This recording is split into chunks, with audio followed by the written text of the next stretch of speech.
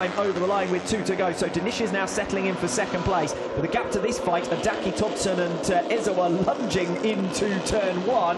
The result of that is that they're 10 seconds still behind Danish. Yeah, and Gumia was the rider that was the odd one out in the run through turn 1. He was the one that got pushed out wide there, so he moves from the front of this group all the way to the back. And that, I'm afraid, is bad news around this circuit, because if you are pushed offline, you don't just lose one position. The grip levels are far higher on that rubbered-in racing line. It's one of the most dramatic racing lines that you'll see. It's almost like a flat track groove at this stage. The riders have got to stick on it, otherwise they're going to lose time massively. Pratama then escaping away, 1.8 seconds ahead of Danish at the end of the field. Danish has used Pratama for what he needed him for, which was to get clear of this battle for third position. Much as Ezoa may go on to claim third place, that will not be enough. He needed to beat Hakim Danish here to claim the Asia Talent Cup for 2022. Yeah, as it is, though, he wants to end the season with that podium as well, and for all the other riders in this group, especially the likes of Carter Thompson on the number 6 machine. He's been very strong in the second half of the year. He also wants that final race podium, but there's a few riders in that group as well chasing their first podiums of the season. Thompson in the mix as well, and just eyeing up an opportunity to get through here on Shinya Ezoa. Watch for Odaki, who's been able to repeatedly come through to the front of this group.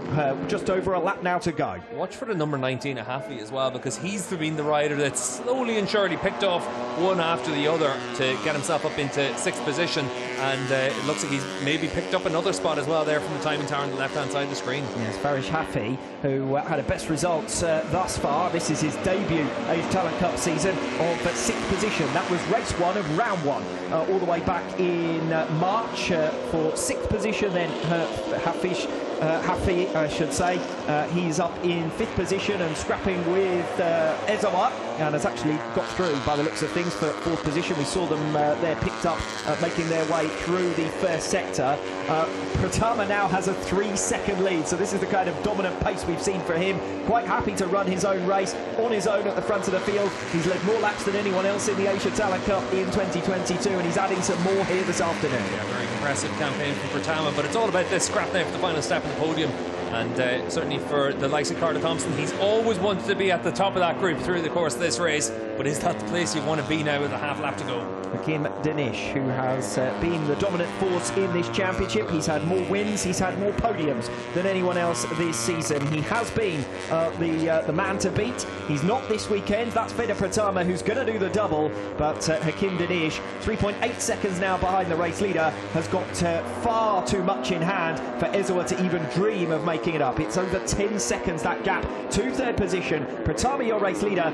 Gunmi is still down in 8th place, so he still has the opportunity to make up those extra positions and the extra 6 points to claim 3rd overall. But it is going to be Veda Pratama who exits the final turn to make it back-to-back victories and dominate his home round, the Indonesian round, the last of the season. And Hakim Danish crosses the line in the 2nd place that he needs in the final race of the season. It's gone down to the wire, but your 2022 Idemitsu Asia Talent Cup winner is Hakim Danish.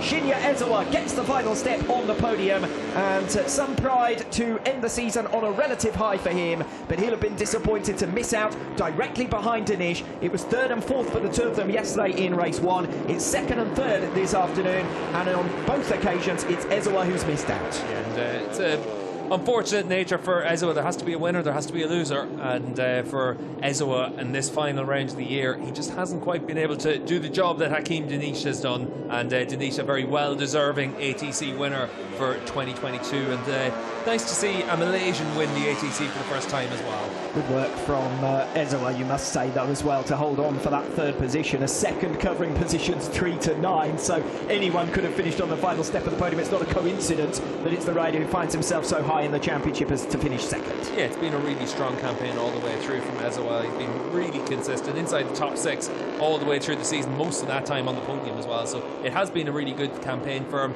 And just like Hakim Danish and Pratama, there'll be riders worth keeping an eye on going forward. And I wonder whether when that T-shirt was measured, it was measured to go over the top of leathers, because we're about to find out they had trouble getting the T-shirt on for the first time. It is the celebratory one as far as Veda Pratama is concerned. He is your race 2 winner. But Hakim Danish for the Asia Talent Cup in 2022. Eventually the T-shirt just about, no, still not. Just go around on your lap of honour with the flag. That's good enough. enough, I think the title is well and truly wrapped up by this stage, and everyone knows it. The problem as well is all these ATC riders, they grow quite a lot at this age as well. So for Hakeem Dinesh, it's been such a good season all the way through. He's had podiums in the ETC as well, and now this ATC.